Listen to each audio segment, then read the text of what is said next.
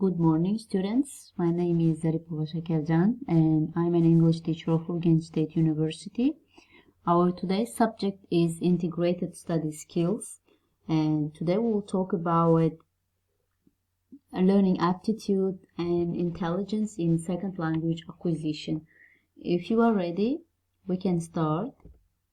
So at first, I want to talk about the purposes of learning languages aptitudes.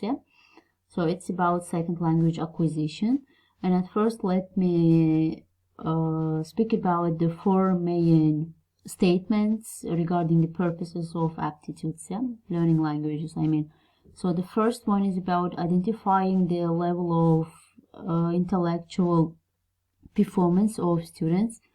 So here the teacher checks his or her students' intellectual abilities. So in the second statement, teacher tries to evaluate his or her students' adaptive abilities. So as you know, we have two types of people, not only in life, but only like in language learning process, we have adaptive learners and like vice versa, okay. So the third one is about determining like students meeting like requirement for services of mental retardation, and the last one it's about students intellectual functioning, how they show their intellectual abilities in the classroom or outside of the classroom. Okay, let's continue. So then we will continue with the issues and trends of second language acquisition. So intelligence like testing is controversial, and it means like regarding the theories like types of learning and other processes that like have have been explained in this presentation. So little has been said about two related and somewhat like controversial issues in learning psychology. It's so as I said, aptitude and intelligence. So in brief, we're going to answer the questions today. So as I mentioned above, is there such a thing as foreign language aptitude? And if so, what are like its properties, and can they be reliable measured, or like are factors predictive of like success in learning a foreign language? So how do you think? We will talk about the questions now, and later we will go on with the current practices. And at first, okay, let me explain you what's intelligence at first and how it's like defined in terms of foreign language learning process, and what kinds of intelligence are related to foreign language learning. So we will continue with the aptitude at first. So it's so we have like anecdotal evidence, like it would suggest that for a variety of factors, some people are indeed a little bit like to learn languages faster and more efficiently than others. So how do you think, what is the reason for this process? So as I mentioned, when people like learn the language very quickly, accept it, adopt in this language, while the others cannot do this. So one perspective of looking at such aptitudes is the identification of a number of characteristics of like successful language learners. So here we will talk about individuals like personalities, So I think that learning languages depends on the students' personalities, and of course it depends on their teachers. So if the learner is risk taker, she or he has risk-taking behavior, memory efficiency, and again intelligent guessing. So in learning language processes, you should use guesses, you should be risk taker, your memory should be like strong, and you should be tolerant about learning languages. because at the first, like, you may have come across with problems while language learning process. So as you know, it's not easy as the other spheres.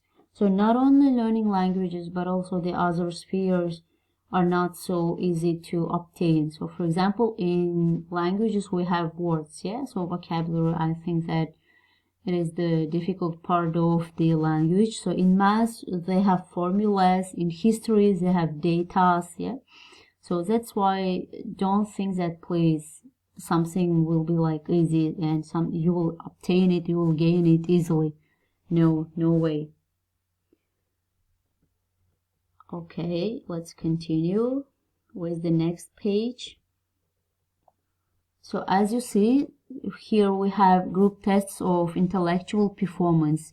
So they rely heavily on reading skills. They use a multiple choice format, and they usually are low estimated about their actual abilities, and they have like should only be used for screening purposes. Yeah, it means like a more traditional way of examining what we mean to aptitude is through a historical progression of research that began around the middle of the 20th century. Yeah, so as I mentioned,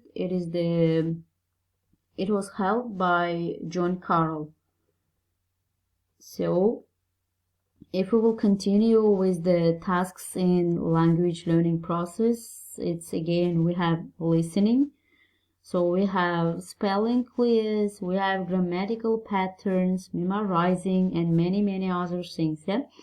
So what regards the English language, so in these days, like, it's very commonly used language, yeah, and I think that it's becoming more widespread around the world. So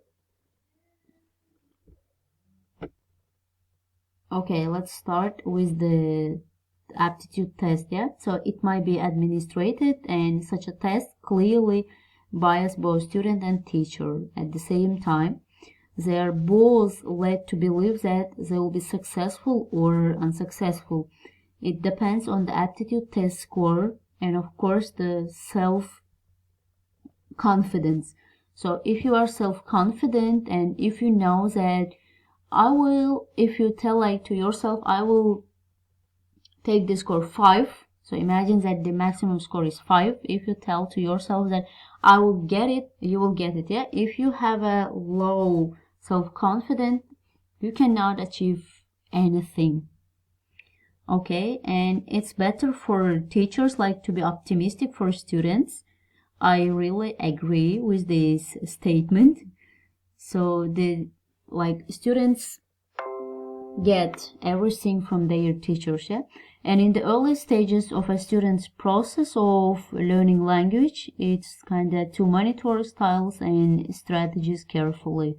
So of course the teacher is the instructor of the classroom. That's why she all the time should monitor the students' learning and teaching methods. Yeah, so not all the students are in the same, like, they learn in the same way. They are different from each other. That's why teachers should be very, very careful. So only a few isolated, like, recent efforts have continued to address foreign language aptitude and success. So what about the intelligence? Let's continue with intelligence, and we'll talk about like this scale for children. We will talk about it later. Okay, let's start with this one. So here you can see that the tests of Wechsler is the most used ones. So here you can see the 4 composite scores. So it's tested by, it's evaluated by verbal comprehension, by your perceptual reasoning, working memory, and processing speed. So as you see in the tests of, in this kind of tests, there is 4 main scores are like is evaluated. Okay, and here again it's kind of continuation of the first test's evaluation. And here you will see about the cognitive factors assessed are like it's about comprehension knowledge. So here the educators pay attention to your knowledge. So in the second part they will pay attention to long-term retrieval. So, and again, they will continue with the visual thinking. So how do you think? How do you visualize? They check your mind, I can say. Then they check your speed, and of course, they check your short-term memory. And intelligence has kind of traditionally been defined and measured in terms of linguistic and logical abilities. And our notion of IQ is based on several generations, like it's regarding the tests, to domains and other things. So success, like it's an educational institutions and in the life in general seems to be a correlate of high IQ. So in relating intelligence to second language learning, we can say that it's simply smart person will be capable of learning a second language more successfully because of a greater intelligence. So how do you think? Is it right or not? But after all, the greatest barrier to second language learning seems to boil down to a matter of memory, yeah? So imagine that you have a bad memory and that's why you cannot learn the language in an appropriate way. So it's a little bit difficult, yeah, without the memory learning a language. And so in this sense that if you could just remember everything you were like taught and you heard, you would be a very successful language learner, or it's not. So how do you think?